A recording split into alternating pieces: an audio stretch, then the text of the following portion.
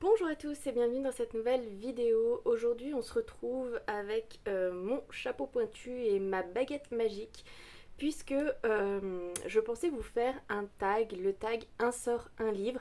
Et puis du coup je pensais peut-être vous les jeter ces petits sorts.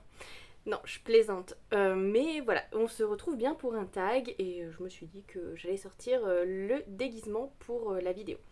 Je vais regarder par ici puisque j'ai mes notes en dessous et on va commencer tout de suite. D'abord c'est Expecto Patronum. Et là il faut vous présenter des livres ou un livre qui vous rappelle votre enfance. Moi j'ai choisi des livres, voilà. Tout d'abord, quand on parle de mes livres d'enfance, moi, ce qui me vient tout de suite, c'est les Tom Tom et Nana. Donc, j'étais très très fan des Tom Tom et Nana quand j'étais petite. Je pense que ceux qui sont de ma génération ont dû connaître ce frère et cette sœur qui faisaient plein de bêtises dans le restaurant de leurs parents et moi j'adore, voilà. C'était vraiment ma saga préférée, celle que je lisais tous les soirs. Et quand ma maman me disait c'est bon, c'est l'heure d'aller se coucher, que je rallumais la lumière discrètement pour pouvoir continuer mes lectures. Donc il y a celle-ci, et puis il y a les Lucky Luke ou les Astérix et Obélix. Je me souviens que mon papa nous avait ramené ses bandes dessinées à lui, et donc j'adorais lire et relire et re-relire ces bandes dessinées là qui étaient les siennes. Donc je vous montre, mais je pense que vous connaissez. C'est des classiques. Pour la petite histoire, mon préféré c'était celui qui s'intitulait Madalton. J'adorais cette petite bonne femme qui avait beaucoup de caractère.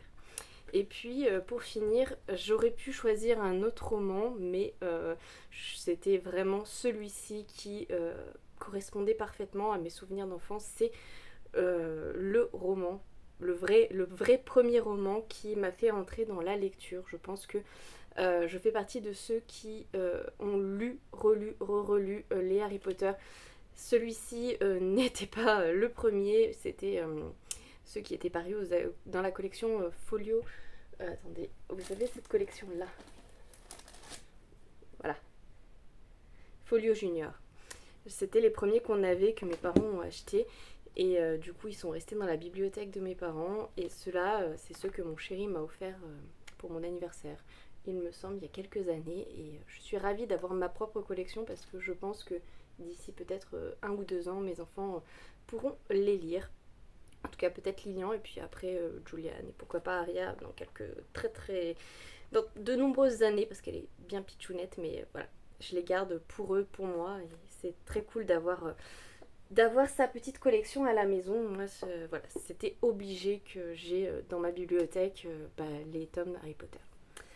Ensuite, le sort suivant, c'est Priori Incantatum. Et là, il fallait que je vous présente ma dernière lecture. J'en ai choisi deux. J'ai choisi un roman et un graphique. Donc, mon dernier roman, c'est le Dullahan de Marine Kellada.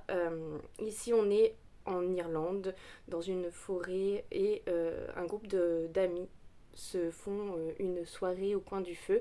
Et puis un cavalier va venir kidnapper l'une des jeunes filles qui se prénomme Mila. Il va l'emmener avec lui dans un château perdu dans la forêt qui est piégé dans un Irlande du XVIIe siècle. Et il s'avère que son ravisseur n'est autre que le Dullahan en personne, puisque le soir il se transforme en cavalier sans tête et il part arpenter les forêts. Voilà. Et donc, pour gagner sa liberté, on va lui la charger d'une mission. J'ai beaucoup aimé ce roman qui est parfait pour la saison. Il est très spooky, il est très ambiançant. J'ai beaucoup aimé et si vous voulez une chronique un petit peu plus détaillée, je vous invite à aller voir sur mon tout nouveau Instagram, enfin c'est pas que le mien, c'est celui de moi et de ma copine Céline, où on va vous faire des petites chroniques comme ça de nos lectures, de chroniques écrites. Donc ouais, je suis pas encore hyper à l'aise avec l'écrit, donc j'espère que ça vous plaira quand même. Je vous mettrai en barre d'infos le lien sur l'Instagram, voilà, tout simplement. Ensuite, donc le graphique que j'ai lu ce mois-ci, enfin le dernier graphique que j'ai lu ce mois-ci, c'est Le pays des cerisiers. C'est de Fumio Kuno. C'est un manga, je vais vous montrer quelques planches.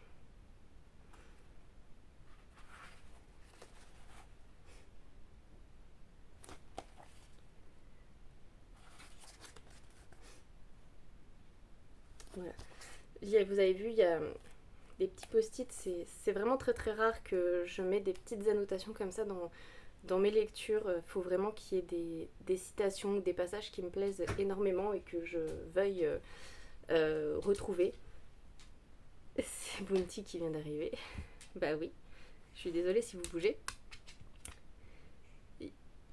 Est-ce qu'il passe? On ne sait pas. Bon. Donc voilà, ici on va être sur une histoire en double temporalité puisque on est 10 ans après l'explosion de la bombe d'Hiroshima et 50 ans après à peu près on suit plusieurs personnes d'une même famille qui ont survécu à l'explosion de cette bombe. La première va décéder quelques années après suite à des complications après l'explosion. Et les plus jeunes sont des descendants de ces personnes-là qui ont survécu et qui vivent avec un petit peu une épée Damoclès au-dessus de la tête puisqu'on ne sait pas trop s'ils vont avoir eux-mêmes des séquelles de conséquences d'événements qu'ils n'ont même pas connus. Bah oui, comment se faire spoiler sa vidéo par un chien.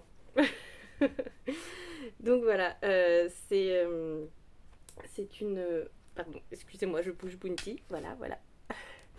Pour que vous puissiez voir le livre quand même. Bah du coup, il s'en va, il est un peu triste. Donc voilà, c'est une histoire importante. Vraiment, je trouve qu'elle s'inscrit parfaitement dans ce qu'on appelle le devoir de mémoire. On en parle très peu, mais il faudrait qu'on s'en souvienne.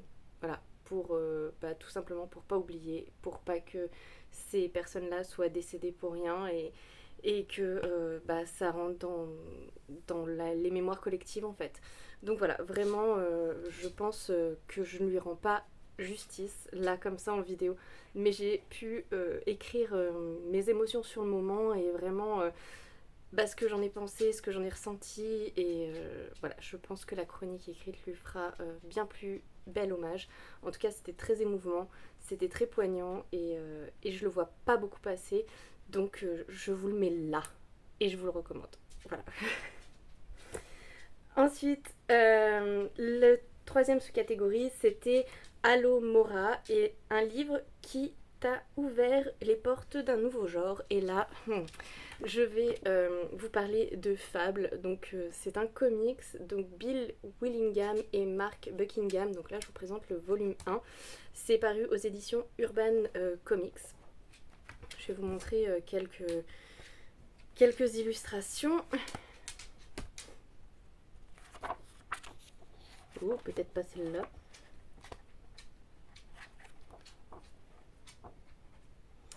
Voilà, donc ici on est sur une...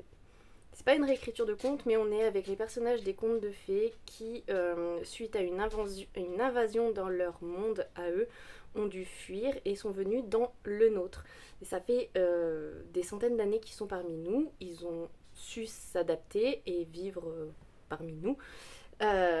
Et donc, quand on commence à les suivre, il y a tout un tas de complots, de trahisons, d'enquêtes, voilà, des alliances politiques, des alliances amoureuses, enfin voilà. C'est vraiment hyper intéressant, c'est hyper prenant. J'ai commencé à lire ce tome 1 sans trop rien entendre de l'histoire. J'ai fini, j'ai dû sauter sur le tome 2 et j'ai fait un petit caprice à mon chéri pour qu'il m'achète le reste parce que j'avais trop envie de pouvoir poursuivre. Et je suis là, il m'en reste un à lire à la maison.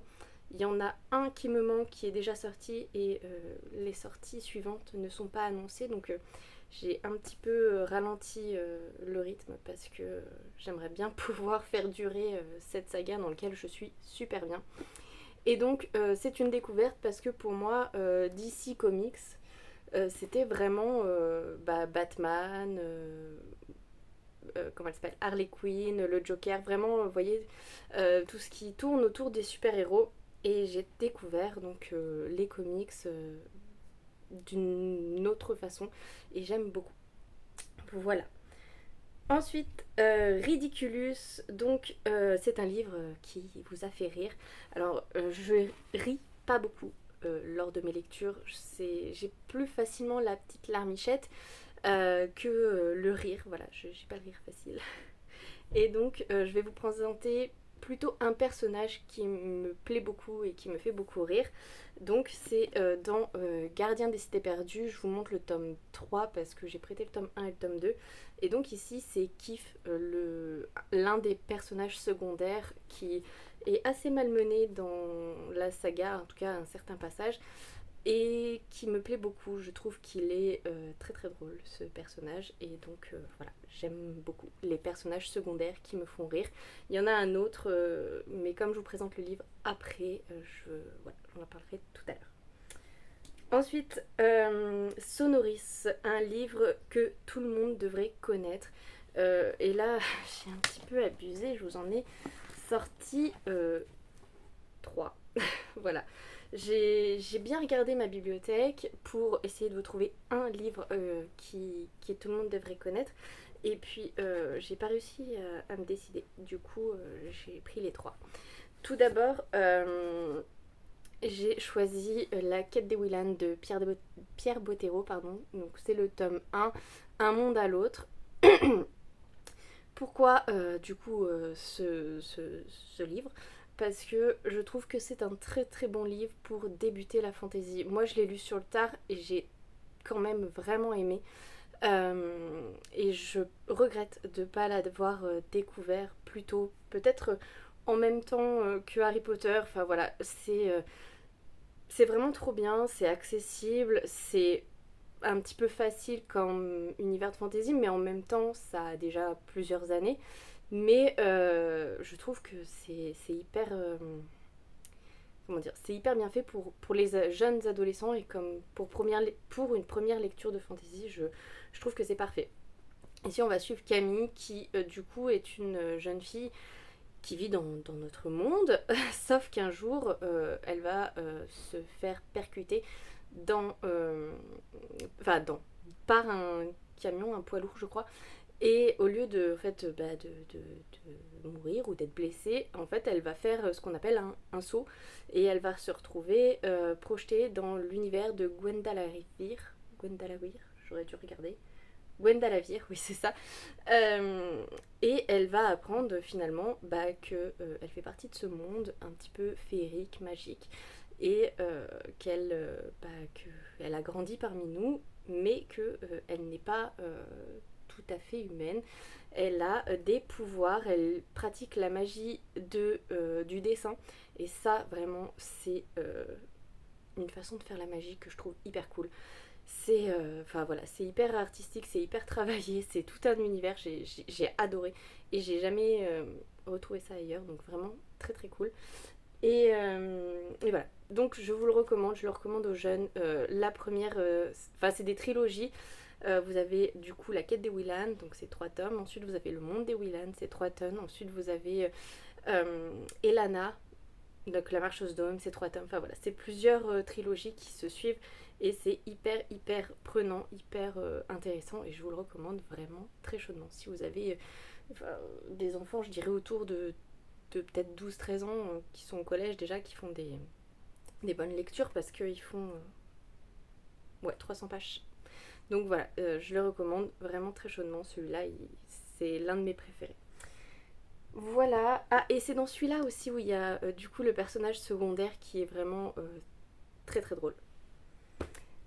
Ensuite, dans les lectures que je recommanderais à tout le monde, et là je vais pas vous faire un résumé parce que je pense que tout le monde connaît Anne de Green Gables.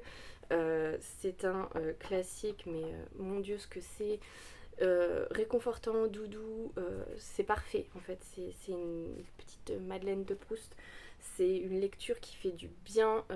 Anne, elle est intelligente, elle est pertinente, elle est piquante.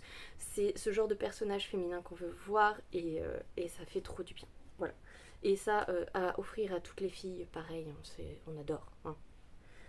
Et puis pour finir, parce que j'aime bien les romans d'aventure et je sais pas si ça titille ma corde sensible ou je ne sais pas, mais j'aime beaucoup les Jules Verne et Le Tour du monde en 80 jours. C'est, je pense, l'un de mes préférés. J'ai beaucoup aimé aussi 20 milieux sous les mers, mais étant donné que c'est une grosse pavasse, je ne la recommanderais pas à tout le monde. Le Tour du monde en 80 jours, il reste abordable et c'est de l'aventure. Et c'est hyper intéressant. Le petit bémol que j'ai avec ce livre, c'est que c'est écrit beaucoup trop petit. Je pense que si c'était écrit plus gros, plus aéré, les jeunes se tourneraient davantage vers ce genre de lecture. Donc si une maison d'édition passe par là, je pense que ça pourrait être une bonne idée de rendre assez accessible ce genre de lecture aux plus jeunes avec des caractères et des polices plus attrayantes. Vous voyez, si au lieu d'avoir ça, vous aviez quelque chose comme ça, je pense que déjà on aurait plus de monde, vous voyez. Mais ceci dit, ça vaut le détour, c'est une plume hyper fluide, hyper prenante, moi j'adore. Et voilà, je vous recommande Jules Verne. En tout cas, celui-ci, je le recommande. Voilà. Ensuite, j'en étais où? Pardon, je me suis perdue. Oubliette, du coup, le livre que vous voudriez oublier. Je ne l'ai pas à vous montrer parce que je crois que je l'ai donné à Céline, si je dis pas de bêtises. Donc, j'ai mis Vertige de Franck Tillier. Je sais que Franck Tillier est un auteur de thriller très apprécié. Et moi aussi j'aime beaucoup. Hein. Ceci dit, Vertige, je vais vous spoiler. Si vous voulez lire Vertige, ne regardez pas ce passage-là. Parce qu'en soi c'est un très bon thriller. Mais il y a une scène où on malmène l'animal présent dans ce livre. Et donc, voilà. Ça a été rédhibitoire pour moi. J'ai ce genre de limites, vous voyez. Vous verrez après avec d'autres questions. J'ai des limites que je sais que je peux pas. Donc là, maltraitance animalière, là, spoiler alerte, on mange le chien. Voilà. Donc, non, voilà, c'est le livre que je veux oublier. D'ailleurs, je pense que je n'ai pas lu le passage parce que j'en garde de très très vagues souvenirs. Du coup, voilà, je ne l'ai pas lu. Je savais ce qu'il allait en advenir parce que pour le petit speech, des personnes sont coincées dans une grotte, je crois, ou dans un fossé, enfin je sais plus, ils sont coincés quelque part dans une montagne et en fait ils n'ont pas grand chose pour vivre. Il y a un homme qui est coincé avec son chien. Et donc on se doute bien dès le départ, à partir du moment où il n'y a plus rien à manger et qu'il reste des animaux, avant de passer à je m'attaque à la viande humaine, eh oui mon titi, ils ont mangé le chien. Il est là, il est là. Oui, ils ont mangé le chien dans le livre. Recule. Oui, il vient militer pour la cause animale. Donc voilà, ça a été une lecture assez difficile pour moi. Et donc le livre, voilà. Voilà. Ensuite, couche-toi. Voilà, comme ça, on n'embête plus personne. Alors, ensuite c'est Imperio. Et c'est donc un livre que tu as dû lire à l'école. Et donc là... Bounty. Décidément, t'as envie de faire ta star aujourd'hui. Couche-toi. Couchez-toi. Merci. Et donc, je vous ai mis Le parfum de Patrick Suskind. Je pense que ça se dit comme ça. C'est un livre que j'ai dû lire au lycée et c'est un livre que j'ai adoré. Il y a des longueurs où on vous décrit des odeurs, ça dure 2 pages et demie peut-être. C'est très très long cette description, mais c'est hyper addictif en fait. J'ai tourné les pages, j'ai découvert je pense le page turner avec ce roman. Ici on va être sur un homme qui... je sais pas comment on appelle ça, mais qui est un nez, vous savez, il y a les oreilles universelles, lui c'est le nez. Il sent une odeur et il est capable de vous la reproduire. Voilà, du coup il va travailler dans une parfumerie où il va apprendre à distiller les, les matières pour pouvoir en extraire leurs odeurs. Je me souviens plus très bien, je l'ai pas relu depuis le lycée. Mais il me semble que c'est ça, et puis du coup il va sentir une odeur qu'il va attribuer à un genre féminin, et donc il va se mettre à distiller des parties des femmes. Voilà. Et donc vraiment très très très très chouette histoire avec une scène finale qui on a choqué plus d'un. Mais voilà, je l'ai lu, je l'ai dévoré et je le recommande. Voilà, vraiment si vous n'avez pas lu Le Parfum. Alors public averti, hein, il y a des meurtres, il y a des scènes d'agression, de violence. Enfin vraiment public très très averti. Hein. Ensuite, Andoloris, donc un livre douloureux. Et donc là, je n'aurai rien non plus à vous présenter parce que je n'en ai pas. Mais à partir du moment où on parle de maltraitance enfantine ou meurtre d'enfants ou kidnapping, séquestration, n'importe quoi, vous m'avez perdu. Je suis incapable de lire ça. Ça s'apparente à de la torture pour moi. Voilà, c'est arrivé avec mes enfants. Et donc maintenant, ouais, c'est un genre littéraire que je ne suis pas capable de lire. Que ce soit en roman ou en série ou n'importe quoi, à partir du moment où ça touche les enfants, je peux pas. Voilà. Et pour terminer, la dernière sous-catégorie, c'est Avada Kedavra. Et donc c'est un livre qui peut tuer. Et là, je l'ai pris au sens physique, vous voyez. Je l'ai pris au sens... voilà. Celui-ci, Notre-Dame de Paris, il est magnifique. Hein. Donc c'est une adaptation du roman de Victor Hugo qui peut tuer. Oui, vraiment. Et donc voilà, celui-ci il est magnifique, je l'ai pas encore lu pour tout vous dire. Je pense faire la même chose que ce que j'ai fait avec Jane Eyre, lire le format poche et profiter des sublimes illustrations de Benjamin Lacombe dans ce roman. Je vais vous montrer. Vous voyez ? Non, vous voyez pas, en fait sur cette image on voit rien du tout. Je vais essayer de vous trouver, voilà, celle-là. La sublime Esmeralda.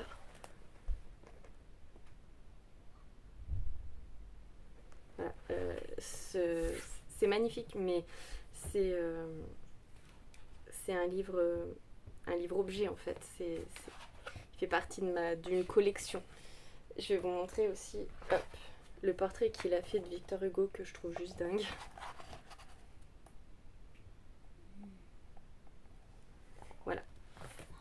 Voilà. Et donc on arrive au bout de ce tag. J'espère que la vidéo ne sera pas trop longue et surtout que ça vous aura plu. Je vous invite à répondre vous-même au tag si vous avez envie en commentaire, de le reprendre si vous le souhaitez. Et je vous fais plein de gros bisous et je vous dis à très bientôt. Salut